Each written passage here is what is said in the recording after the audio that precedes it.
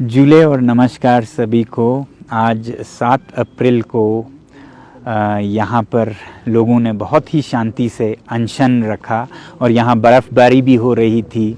और आज मेरे 3 दिन का जो छोटा अनशन था उसका समापन भी था।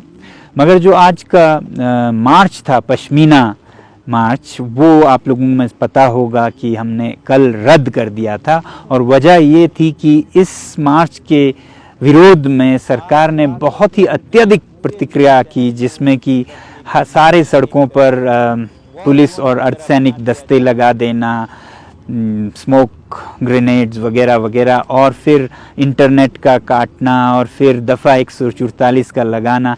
ऐसे में डर था कि बहुत ही काबू से बाहर ना चला जाए, तो इसलिए हमने रद्द की। क्योंकि हमारा तो सपनों में भी ये नहीं था ख्याल कि अगर हम मार्च करते तो जो हमारा उद्देश्य था देशवासियों को, हमारे यहाँ के चरवाहों और उनके चरागाहों की क्या हालत हो रही है उसके बारे में जागृत करना, तो वो तो इन प्रतिक्रियाओं के वजह से आज सभी समाचार पत्रों ने, चैनलों ने इसके बारे में लिखा और लोगों को ये अवेयरनेस मिल गई। तो हमारा मार्च न करना ही सबसे अच्छा फैसला रहा, ये हमें अब लग रहा है।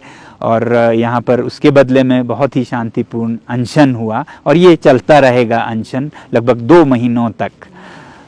अब ये जो मार्च की बात थी, इसमें हमने ये दिखाना था कि कितना ज़मीन हमारे चरवाहों का चला गया है। एक तरफ उद्योगों के बड़े बड़े परियोजनाओं में लगभग 150 स्क्वायर किलोमीटर्स, और दूसरी तरफ चीनी अतिक्रमण में यहाँ के चरवाहों को तो नहीं पता है, वो सोचते हैं 20-30 किलोमीटर तक नहीं जा पाते हैं जहाँ वो पहले जा सकते थे।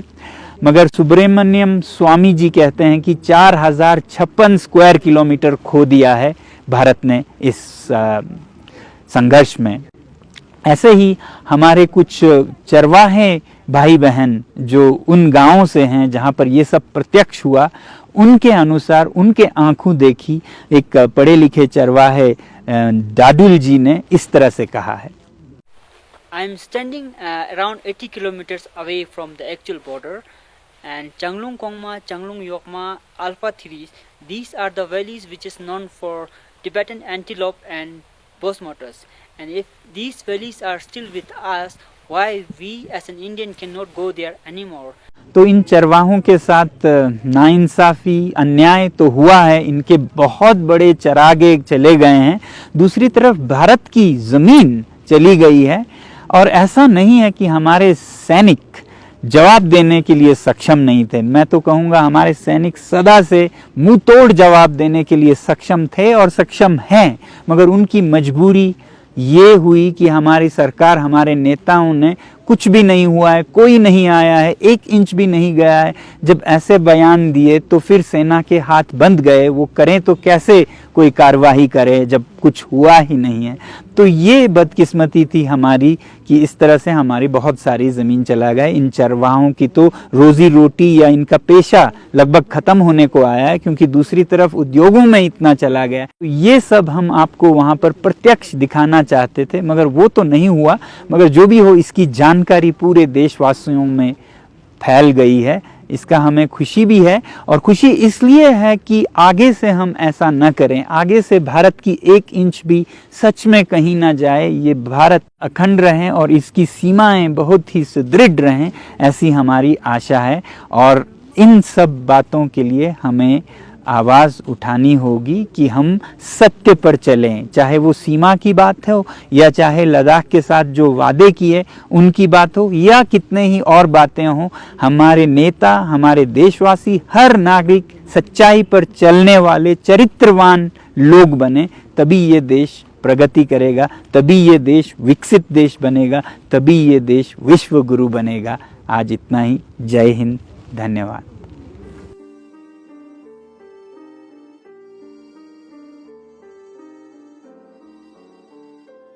और जाते जाते आपको ये अपडेट भी दूं कि जो हमने विनती की थी आप लोगों से कि अपने अपने शहरों से आप मार्च करें, सभाएं करें, लद्दाख को समर्थन करें और जहां भी विकास के नाम पर विनाश हो रहा है उसे दर्शाएं।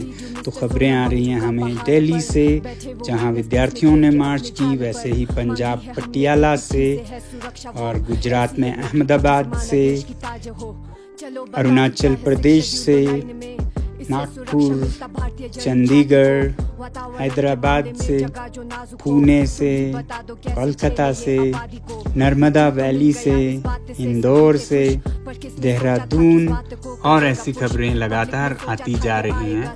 जुड़े रहिएगा।